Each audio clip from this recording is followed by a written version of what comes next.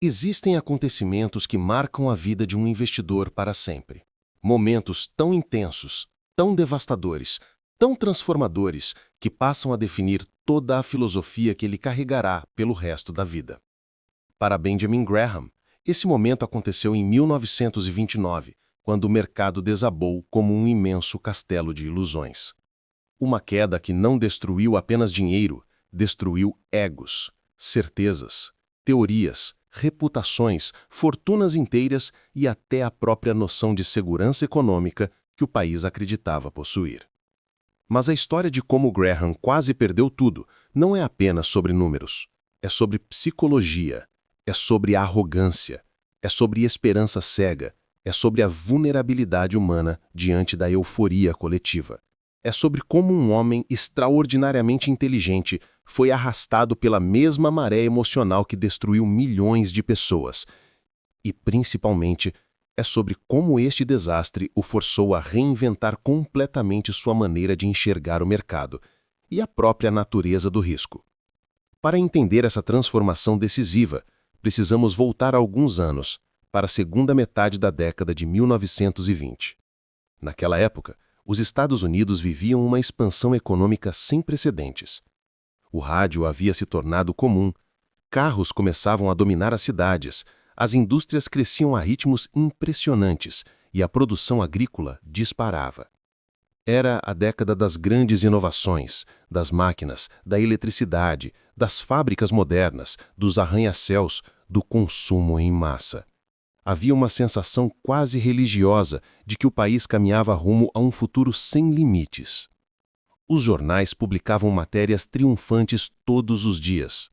Professores universitários declaravam que recessões eram coisa do passado. Economistas de renome afirmavam que o progresso tecnológico havia criado um novo tipo de estabilidade. E as pessoas acreditaram. Acreditaram tanto que começaram a investir na bolsa como se fosse o caminho mais seguro para ficar rico. Famílias que nunca tinham colocado dinheiro em ações começaram a comprar. Jovens sem experiência se endividaram para investir. Corretoras faziam empréstimos a qualquer um que pedisse, sem avaliar riscos. Era uma euforia contagiante, quase hipnótica. E Benjamin Graham, apesar de ser um dos maiores analistas de sua geração, também foi afetado por esse espírito de época. Ele estudava empresas com profundidade, lia balanços com precisão, buscava valor real, mas mesmo assim ele permitiu que a maré emocional o empurrasse para onde não devia. Ele começou a operar com margem, alavancagem. E por mais que fosse cuidadoso, esse era o tipo de risco que transforma qualquer oscilação do mercado em um terremoto pessoal. Até então, tudo parecia funcionar. O fundo de Graham crescia, suas operações rendiam lucros substanciais. Seus clientes estavam satisfeitos e sua reputação aumentava a cada ano. Ele havia encontrado estratégias inteligentes, arbitragens, liquidações, ações subavaliadas, operações neutras. Mas quando o mercado inteiro está subindo de forma irracional, até o investidor mais disciplinado sente a tentação de acreditar que é invencível. E então, em outubro de 1929, a realidade desabou. O mercado começou a cair timidamente, mas logo a queda se transformou em uma avalanche. Houve dias em que o volume de vendas era tão grande que as bolsas não conseguiam processar as ordens rapidamente. Pregões inteiros entraram em colapso emocional. Operadores gritavam, clientes choravam ao telefone, manchetes dos jornais mudavam de otimistas para apocalípticas em questão de horas. Histórias se proliferavam. Homens que perderam tudo da noite para o dia. Famílias que tinham hipotecado a casa para investir. Banco falindo. Pessoas desmaiando no chão da bolsa. E o mais assustador, ninguém sabia onde o fundo estava. A cada dia as pessoas acreditavam que o pior já havia passado apenas para ver a bolsa cair ainda mais no dia seguinte. Graham observava tudo isso tentando desesperadamente manter a calma. Ele tentava olhar para os números, mas os números não faziam mais sentido. Empresas sólidas, com lucros reais e balanços limpos, estavam sendo negociadas a preços inimaginavelmente baixos. A irracionalidade era total. E mesmo assim, seus investimentos, reforçados por alavancagem, continuavam despencando. A margem, que amplificava ganhos quando tudo era bonito, agora se tornava uma faca no seu pescoço. Ele viu seu patrimônio pessoal evaporar, viu o dinheiro dos clientes desaparecer, viu sua confiança se transformar em dúvidas profundas, viu sua filosofia, até então tão sólida, ser engolida pelo caos. Para um homem disciplinado, racional e metódico como Graham, aquilo era uma quebra interna, como ver o chão desaparecer sob os pés. Ele percebeu que não controlava nada. Não controlava o humor do mercado. Não controlava a velocidade da queda. Não controlava a irracionalidade coletiva. E, acima de tudo, não controlava sua própria vulnerabilidade emocional diante do pânico. A alavancagem colocou Graham contra a parede. Cada queda multiplicada exigia mais garantias, mais dinheiro, dinheiro que já não existia. Se ele vendesse, realizaria perdas devastadoras. Se mantivesse, poderia ser liquidado. Era um dilema impossível.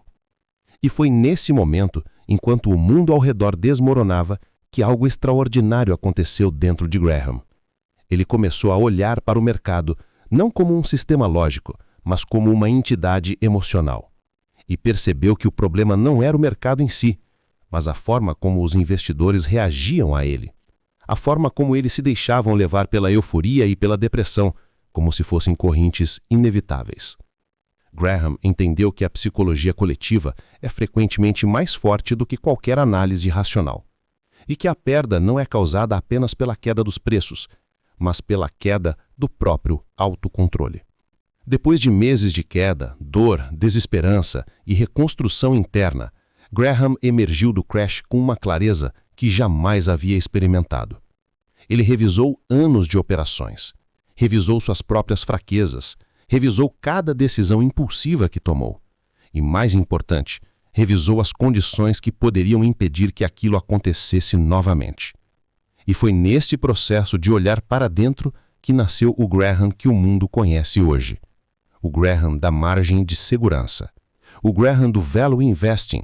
O Graham que ensinaria Buffett. O Graham que mudaria tudo. Ele concluiu 3 verdades fundamentais. Primeira, não é possível prever o mercado, nem mesmo os melhores conseguem. Segunda, a única proteção real é pagar um preço absurdamente baixo pelo que vale mais. Terceira, o investidor precisa ser emocionalmente independente da multidão. Essas 3 verdades se tornaram o alicerce da filosofia mais bem-sucedida da história do mercado financeiro. Depois do crash, Graham reconstruiu sua vida financeira com uma disciplina quase militar. Ele só comprava ações com enorme margem de segurança. Só investia em empresas com valor real, independente do humor do mercado. E desenvolveu estratégias que funcionavam mesmo em climas ruins. Arbitragens, liquidações, special situations. Mais tarde, essa abordagem daria origem a seus livros clássicos, Security Analysis and the Intelligent Investor, que Buffett chamaria do melhor livro sobre investimentos já escrito. Mas talvez o mais incrível seja o efeito psicológico dessa transformação. Graham não apenas mudou como investia, ele mudou como ele pensava. Agora ele só viu o mercado como uma sequência infinita de oportunidades e enganos emocionais. Passou a ensinar que o maior risco não é a queda dos preços, mas o comportamento humano diante delas. E entendeu que sobreviver é mais importante que ganhar muito rapidamente. E esse insight simples, nascido da dor, é o que permitiu que Graham construísse um patrimônio ainda maior depois de quase perder tudo. Foi esse insight que permitiu a aposta histórica de Graham na GICO. Foi esse insight que formou Buffett. Foi esse insight que gerou o value investing como o conhecemos hoje. É por isso que hoje, quase 90 anos depois, milhões de investidores ainda estudam o que Graham aprendeu na queda de 1929. Porque a sabedoria verdadeira não vem do sucesso, vem da sobrevivência. No próximo vídeo, vamos explorar como Graham usou essa experiência traumática para construir a filosofia que se tornaria o coração do investimento racional moderno. Vamos analisar como ele transformou dor em método, caos em clareza, e como seu pensamento se conecta perfeitamente com as crises atuais. Este é um dos capítulos mais importantes da série e você não vai querer perder.